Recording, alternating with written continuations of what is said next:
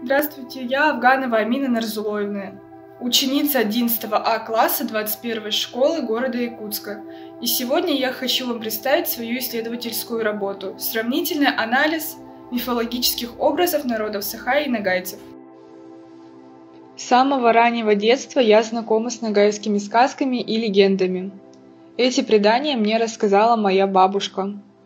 Каждый образованный человек должен знать свои корни, культуру и традиции.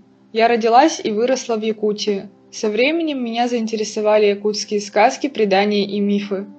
И я решила провести исследовательскую работу по сравнению мифов якутского и нагайского народов.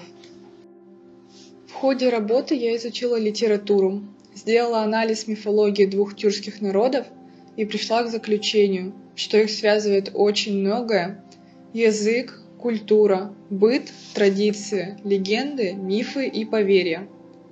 Эти два народа с почтением относились к духам, чтили своих предков, сохраняли свой язык и культуру. С помощью специальной литературы, подобранной для работы, сделала таблицы, сравнила мифологические образы, нашла общие черты.